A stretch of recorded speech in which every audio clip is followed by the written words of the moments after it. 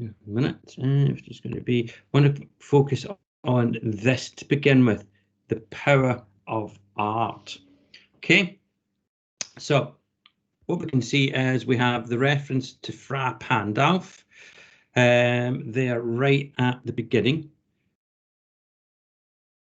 And then right at the end, we've got this Klaus of Innsbruck. Okay, so through that power of art, what that very neatly does, oops, I go back to my home. Yeah, okay, well, what that very neatly does, gives a sense of symmetry to the poem.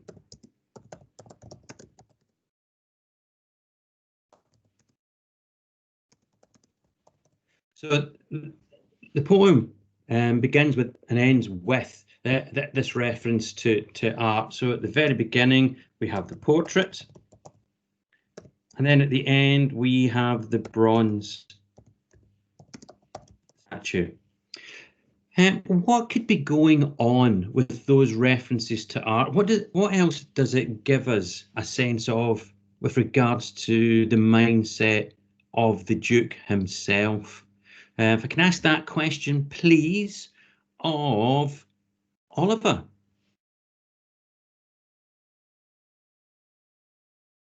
Okay, you're breaking up a bit for me, sir. Say that again, please. Yeah, sorry. The question is, because we began and ended with the art, and so we've got that sort of, as the poem begins and ends the same way, it gives that symmetry to it.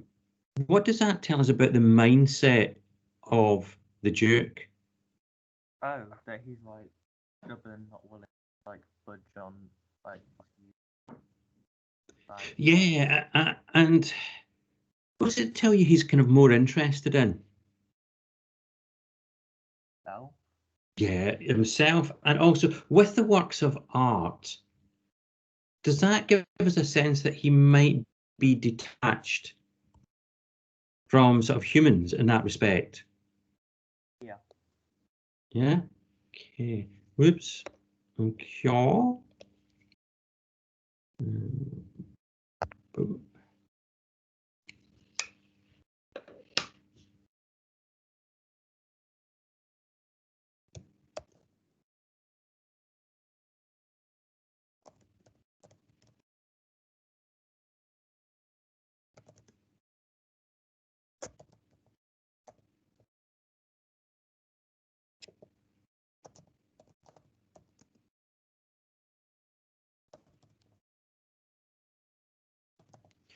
And so what we can begin to think about is that maybe the Duke prefers the artificial, the art, to his sense of reality. That seems important to him. Okay. Maybe he's just lonely. Like he's a lonely person who doesn't like interaction. Oh, now that's a good point, Charlotte. Why do you think he's lonely? Because he's, well, obviously he prefers the art than he does to the actual people. But then when it explains how she like smiles and says thank you and stuff, and he's just like, why would she do that? Kind of thing. Quite antisocial. Very good point, Charlotte. I like that. And with that loneliness, is this self-inflicted by the Duke, or is others doing it to him? Yeah, it's definitely self-inflicted. He's got Yeah. He doesn't take them. Good point.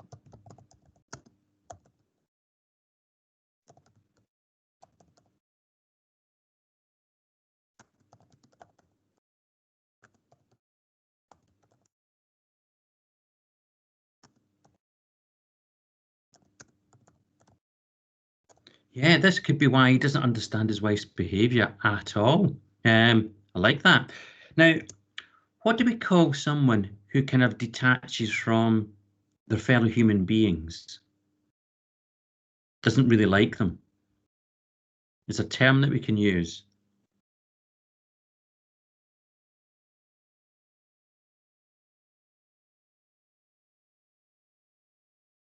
First three letters are MIS.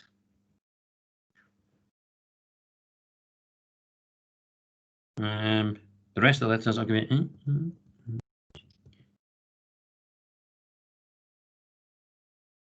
Right, they're the missing letters. Anyone want to have a guess at the word?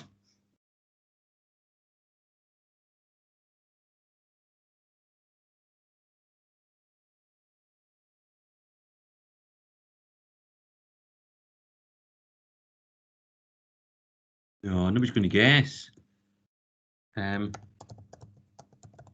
Misanthropic.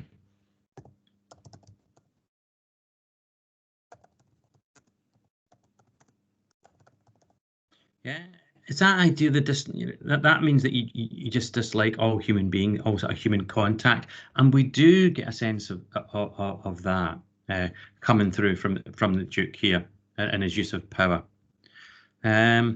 Other thing that's really interesting to know, obviously, is his use of pronouns. You know, it's my last Duchess. Now then we have the I's coming through here. I call, I said. You've got the you sit. You. None Maybe put but he's I. intimidated. Sorry, say that again, Charlotte. Back to the point before about antisocial behaviour. Maybe Yeah. he's intimidated by the other man because he cannot give her what they're giving her. Oh, again, very good.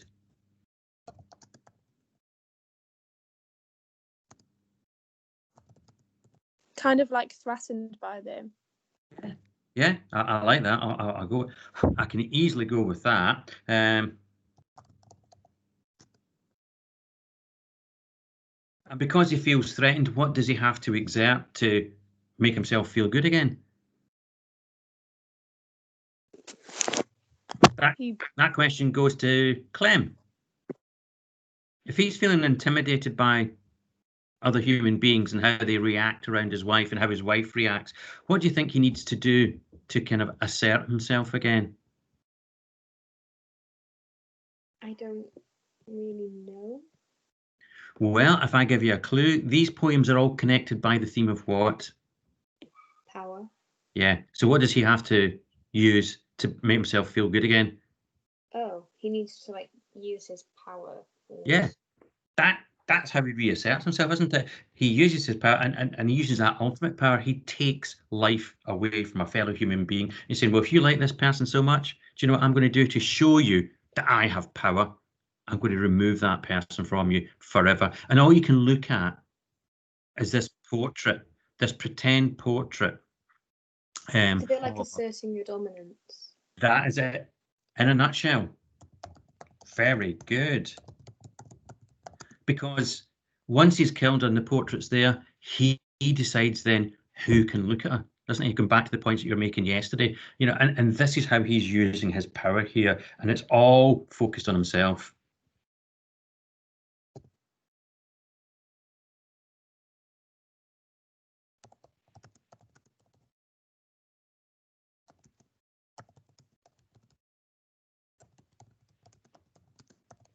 Yeah, so again, that really is. And if you think about it, who will have made the final decision about how the portrait looks?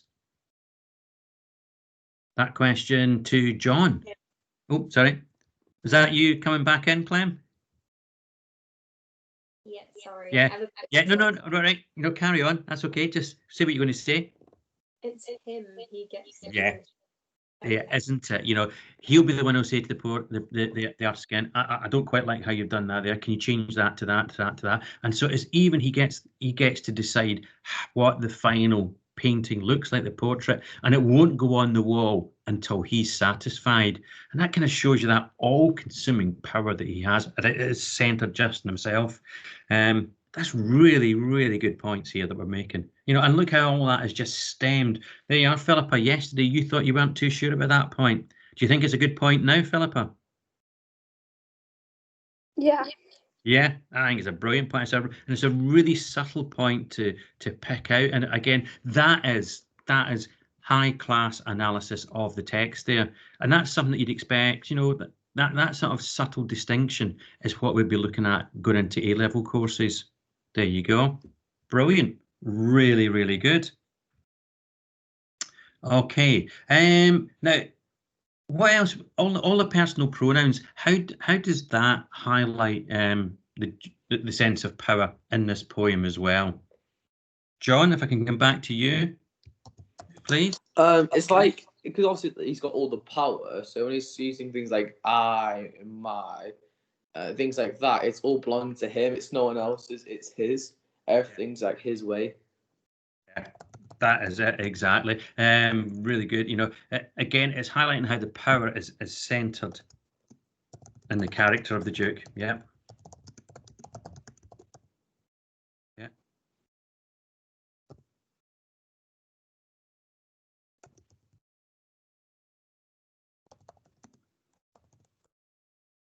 And again, when we're talking about art and things being artificial, again, the pronouns you and I, they are, you know, that's a linguistic way of creating that artificial relationship.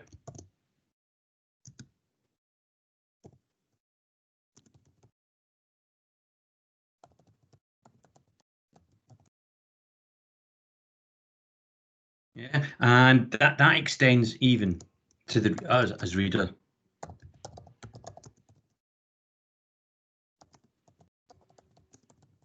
Yeah, so that extends to us as the reader there, because we become the you of the poem as well as we're reading it along. Okay, good. Now, what other kind of language techniques does Browning put into the mouth of the Duke to show that he asserts power? What else have you noticed in this poem? Yeah. I don't know if this is a language technique. Okay. But they were like, yep. On you go, Penny.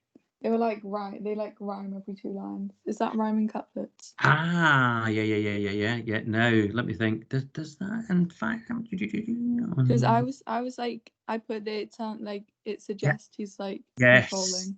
Yes. Oh, very good. Do you know what? I hadn't totally noticed that before, but that is a very good point. Yeah, they are in rhyming couplets. Each, speech, thanked, ranked, name, blame, skill, will. Very good. Yes, spot on, Penny.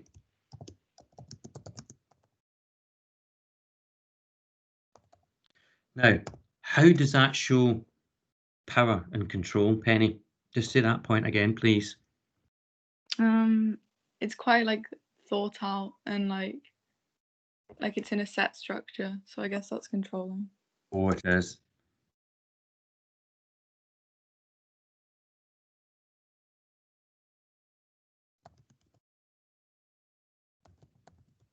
Yeah, and just think how controlling that is. It's that sort of full and measured tone, and it also controls the pace of the delivery, doesn't it? You know, that use of rhyming couplets. What would you say about the way that the Duke delivers his lines, Penny? By using those rhyming couplets, what does it do to the pace of his delivery?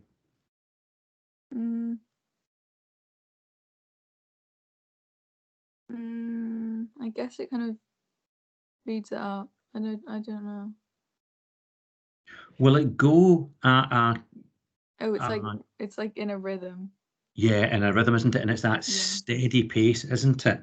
That steady pace, and it's not it's not going fast. It's not speeding up. It's not like he's having to rush through this. And again, it shows deliberation, doesn't it? By the Duke.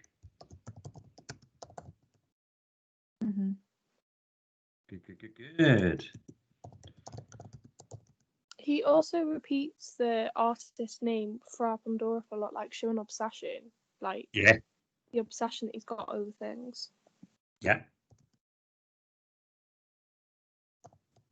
Isn't that like called an illusion or something? Sorry, say that again, Oliver. Is that like called illusion or something? When he's referring to like art.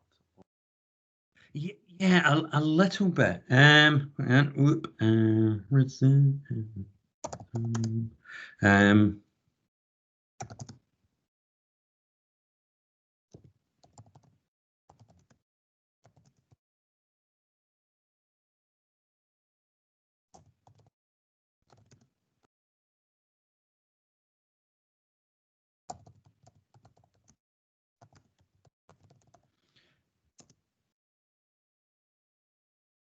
So we've got that repetition. Oops. Yeah, the repetitions of names is deliberate.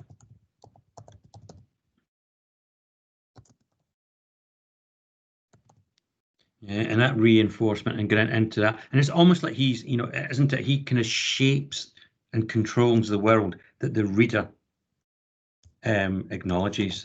Okay.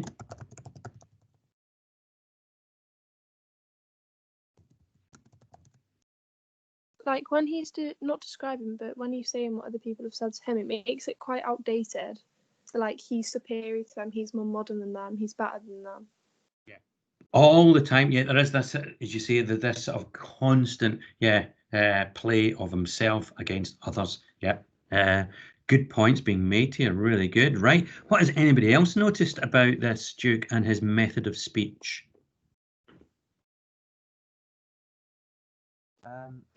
So Yes, Philippa. when I was doing my revision on this, Mm-hmm. I think it was this poem.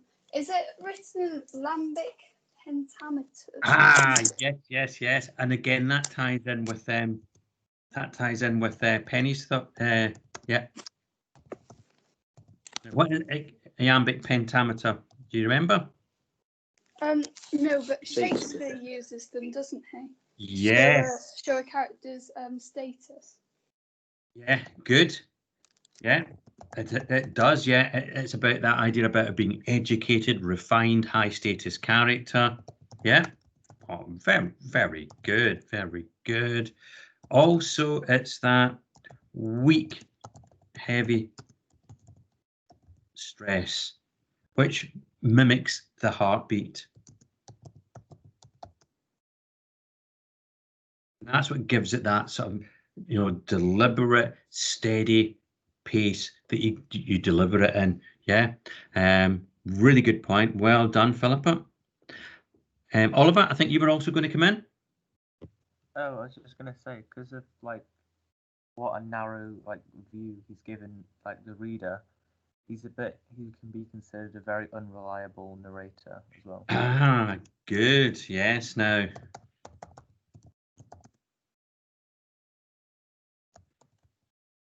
Yeah, we're getting that unreliable because it's the closed view of the Duke only.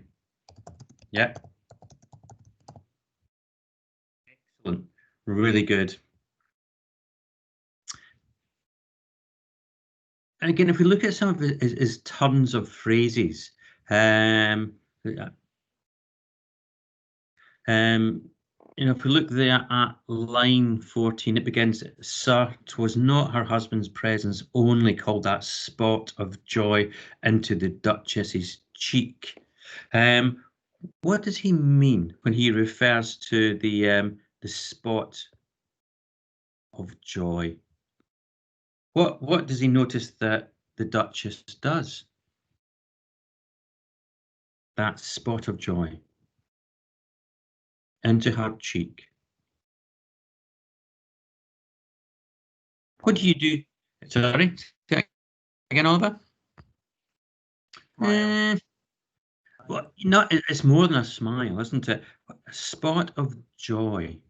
If somebody pays you a compliment sometimes and you get a little bit embarrassed, what do you do? Does she blush? Yeah, that is exactly it. It's all about her blushing, you know. This is how he refers to it. Spot of joy.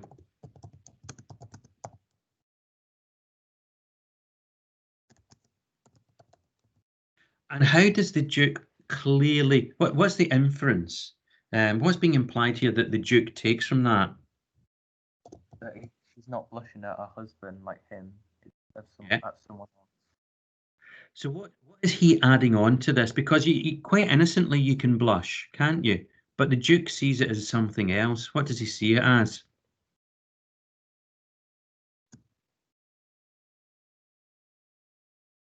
When else might you blush?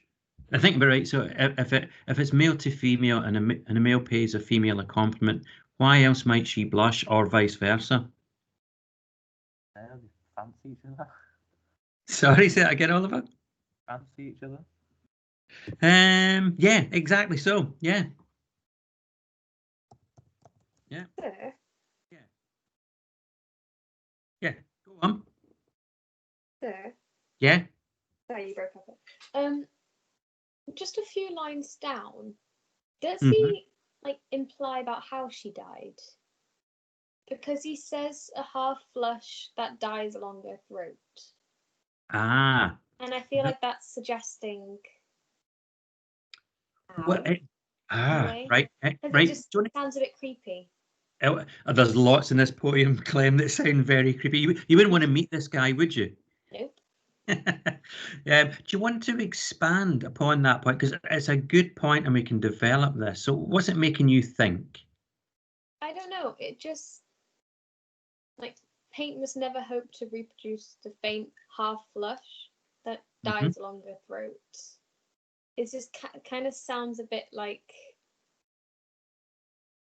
that's how she died. But he's like implying that it needs to kind of stop. Yeah, and he does do that. Anybody want to build on the start that Clem's made there? Because it is a good point being made, I think.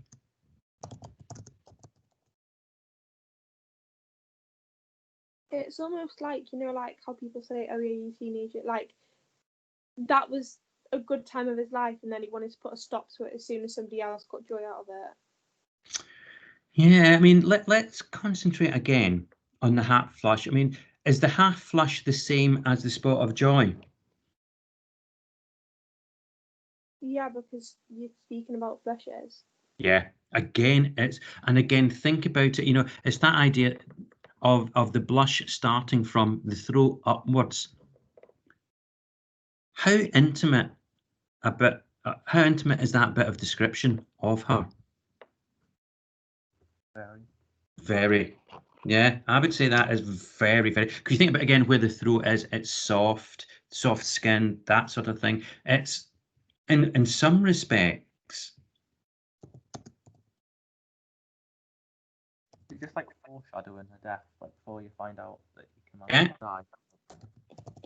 Yeah, in some respects, yeah, it is that sort of sensual, intimate image of of the blush going up through the throat, and again, that seems to reinforce his thinking that this is about sexual attraction, not just a common compliment. That's just what he's thinking. I mean, he just thinks that his wife is unfaithful with every sort of Tom, Dick, and Harry sort of thing. So we've got that, but also.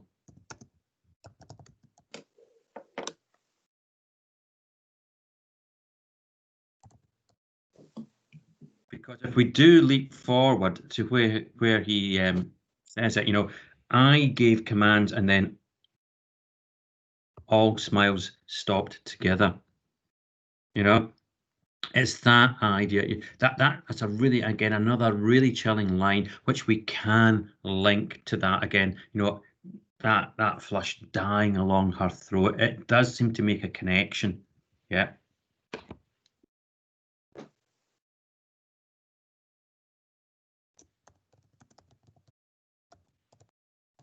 When it talks about all smiles stopping together, Yeah. do you think he's symbolizing that she is joy in a way? That she is the emotion, joy, and then after she's died, even he isn't happy? Oh, I think it's something a bit different. I think, I think it's darker than that.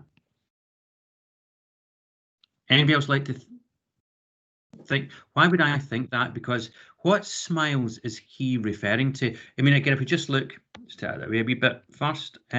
Look, it says, "Oh, sir, she smiled, no doubt, whene'er I passed her. But who passed without much the same smile?" When it says that all smiles stopped, what's he referring to? She might have been smiling when she died. Oh, I don't think she would be. Would you be smiling as you die? No, as in like, I don't know. Like, you might have been really like psychopathic and was just like smile or kill you. Oh, And, like, I, I think you're quite right, and there is this kind of sociopath, psychopath element to this Duke here. But I think with all smiles stopped, for me, I think.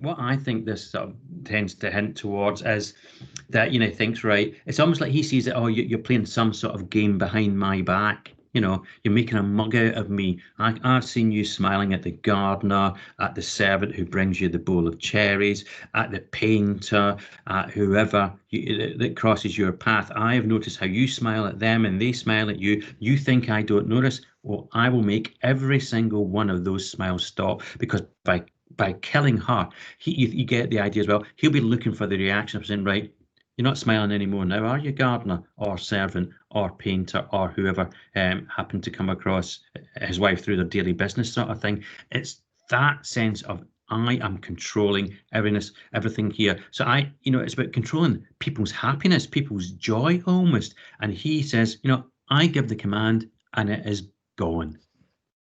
Yeah. I mean, for me, I think that probably is the most sort of chilling line in the whole poem. That, I gave commands, then all smiles stop. It's one follows the other, isn't it? He gives the command, and the result of that, the use of that word then, boom, that's the result of his command. And then he comes back to that as if she were alive, an echo again of the opening line. When he talks about her, it looks like she's alive. Yeah. Good. Oops.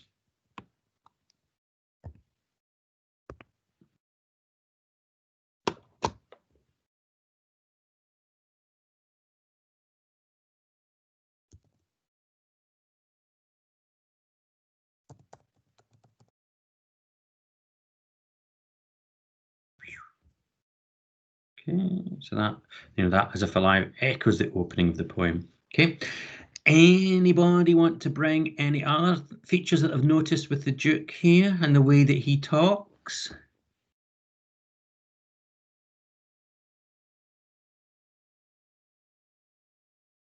What about this line here at line 22? He says, a heart, and then we have the punctuation, we have the dash. How shall I say? Too soon made glad. What does that give the reader a kind of insight into, an acknowledgement of? What does that, how does that change the nature of the line? That little aside there, how shall I say?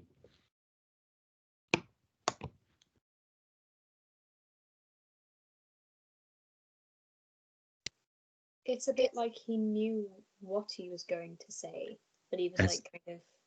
Yeah, good. Now, what's he doing to the reader here? And obviously in the dramatic monologue, you have the speaker and the kind of unnamed person that they're talking to, and we kind of become that person because we're reading it. Now, if the Duke was speaking to you, Clem, and he says, a heart, how shall I say?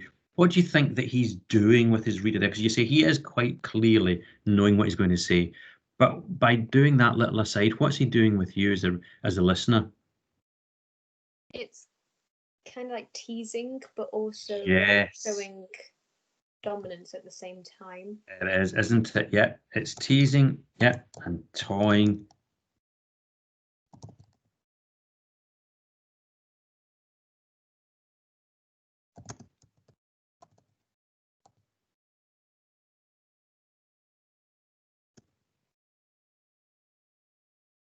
So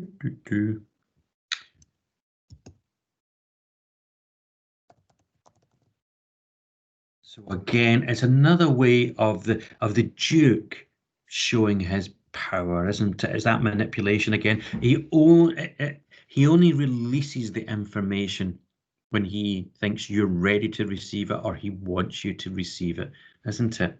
And it's just those little things that give it away. And it's almost like as well it's almost like you get the idea that he's toying it over in his own mind to pick the right word for maximum impact. Yeah. And then he carries on there, doesn't he, in that sort of same line, it's too soon made glad and too easily impressed. That sort of idea of reinforcement. More signs of the attitude towards his wife just following on from that, isn't it? She liked whatever she looked on, and her looks went everywhere. What does that? Her looks went everywhere. What does that suggest about her in the Duke's mind? If I can ask that question, please, of John. Could you repeat that again for me, sir? Yeah. What is that phrase? Just carrying on from that bit we've been annotating there. She liked whatever she looked on, and her looks went everywhere. It's all a bit like jealousy. Like he's saying like you should look at any other person. It's just a bit like jealousy and just basically it's just jealousy. He's just being full and jealous. Yeah, good. Philippa, do you see anything else apart from jealousy in that phrase?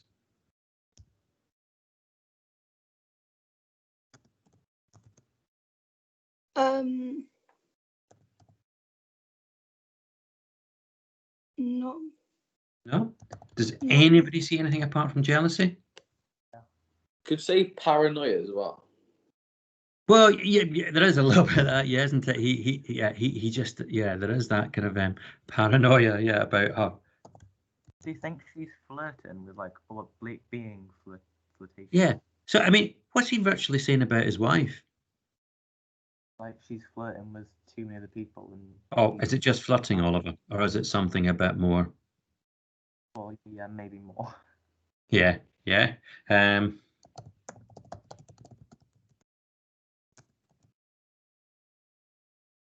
Is he also like kind of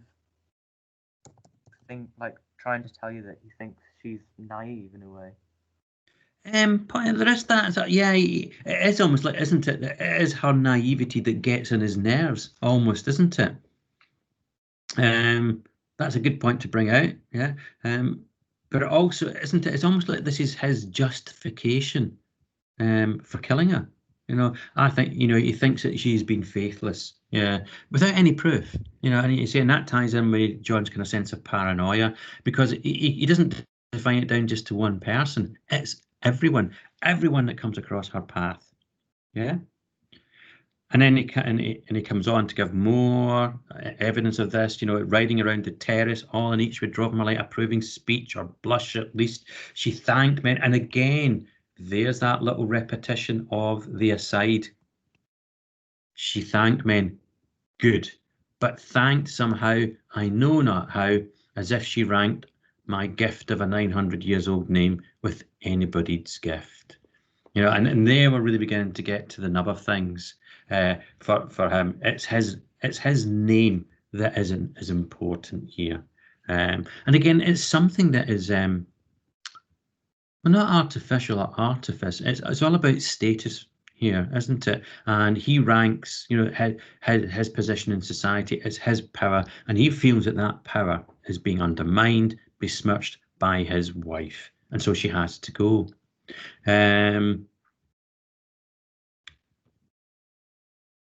Carries on. He says, and again, notice again the use of the constant use of questioning throughout.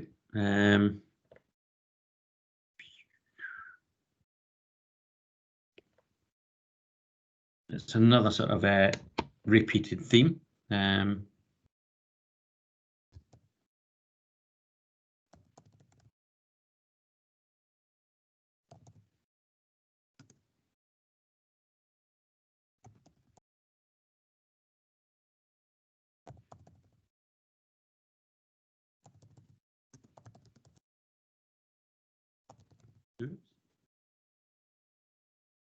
So he's controlling this conversation, isn't he? You know, he'll ask the question, but then he just powers on in the conversation. It's clear that he's not expecting any sort of response or answer, because, you know, what could you possibly say that would be of any interest to him? And you know, he's not going to have his views, his ideas called into sort of contradiction. That's just not even on the agenda. And then he carries on, even had you skill in speech, which I have not, to make your will quite clear. What is going on in that little phrase there, do we think? Do you believe the Duke when he says, which I have not? What's he saying about his own speech there? Charlotte, what do you make of that?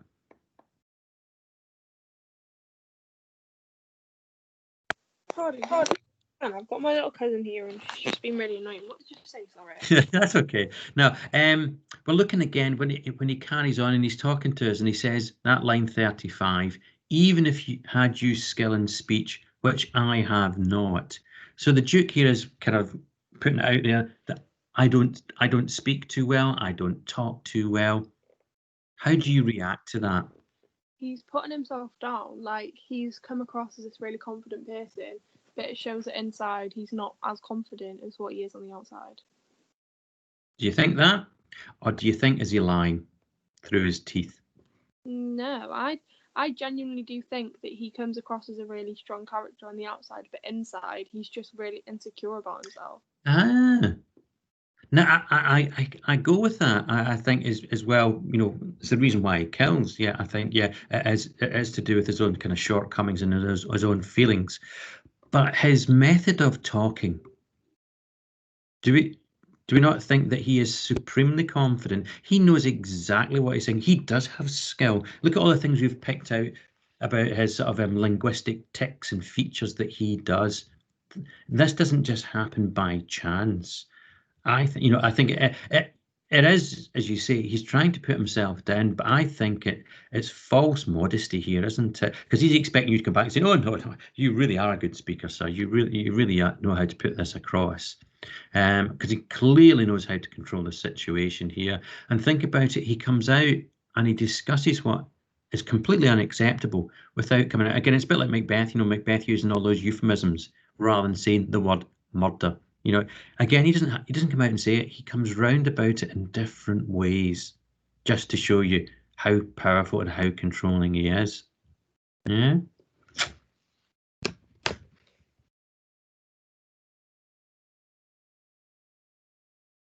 Oops.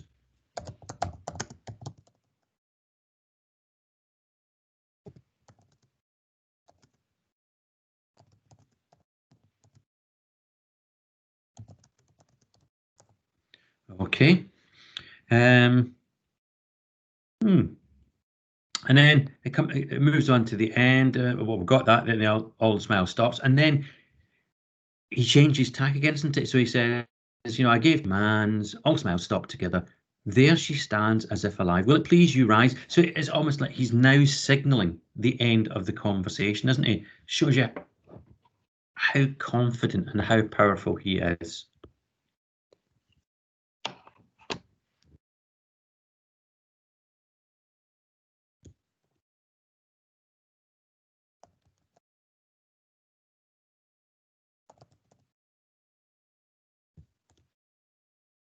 Oops. Once again, we have a question masquerading as a command, don't we? It's quite clear that he does expect the speaker to get up here.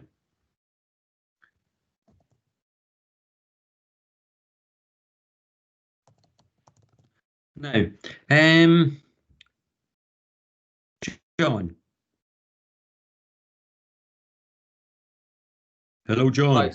Hi, John. Now, if you were, let's imagine you hypothetically you're the gentleman, you're the servant that's come to see the Duke here on business, and you've sat through the Duke telling you all what's happened to his last Duchess, and he signals it's the end of the conversation. What would you do? Would you stay there to hear more, or would you run a mile? Would probably run a mile. Yeah, yeah. Anybody else do anything different? Would you stay to hear more, or would you just want to get out of that place as fast as your feet could follow?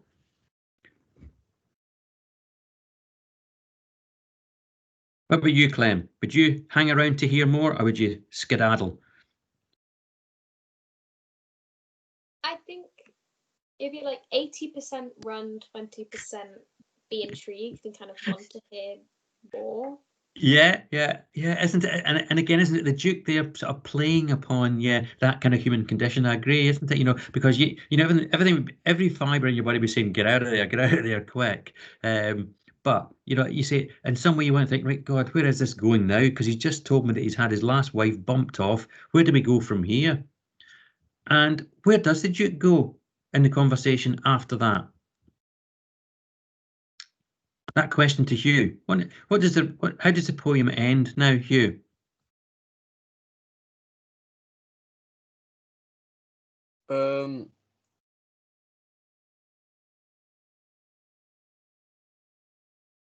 And he says, we'll meet the company below then. I repeat, the count, your master's known munificence, is ample warrant that no just pretence of mine for dowry will be disallowed, though his fair daughter's self, as I avowed, as starting is my object. Nay, we'll go together down, sir, and then notice Neptune, though. So what's he on the quest of now, the Duke? What's going to happen?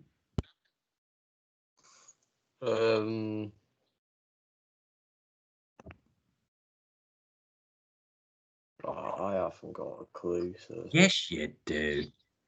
Yes, you do. It's the Count. What's going to happen to the Count and his daughter? Oops.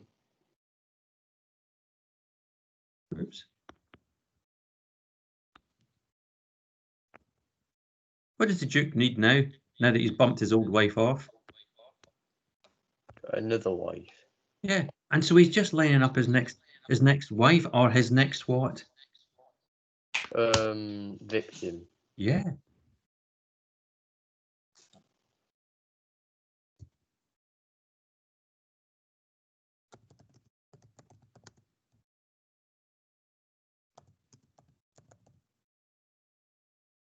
Yeah, here he is. He's a serial offender, and he's just, that's it. Yeah, it's going to be the next one.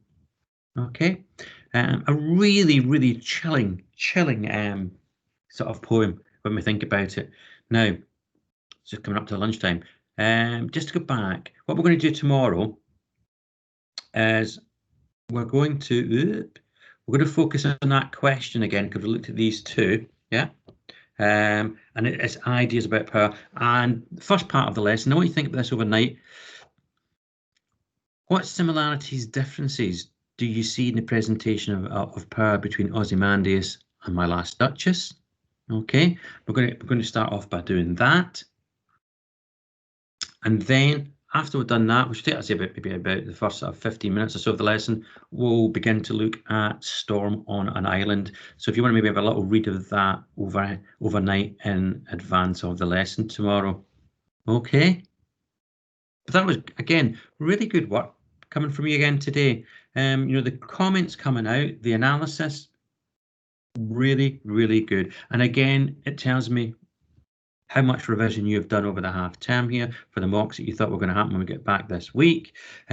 What you need to do then, because next week what we'll do is you'll answer that question. By that point, we'll have done 3 poems in quite a bit of detail, and you'll then answer that question. Again, it'll be open book, so you'll have those poems in front of you. You can have your notes in front of you as you wish from the OneNote. And what I might try and get you to do, this first one, what we'll do is I'll allow you to do it, just in your own time at home, but I will give you a guided time limit that I would hope that you kind of stick to. We'll just say, I'll give you an hour for this first one, sort of thing, to do that. Later on in this half term, what we'll do is, again, I'll give you another exam question, and we'll just do that in the class time, because that's the sort of very bit of sort of time you'd actually have had we been having the proper mocks and the proper exams in the summer, sort of thing. Okay, but just be thinking about connections between these two poems and Power Overnight. And then I say we'll go on to look at Storm on an Island tomorrow. Okay, so really good lesson, group. Thank you. Off to lunch. Thank you, Thank you, sir. sir. Right, Thank thank you. you. Thank you, Thank you. sir. Good to hear you all again. Thank you. Bye. Bye. Bye.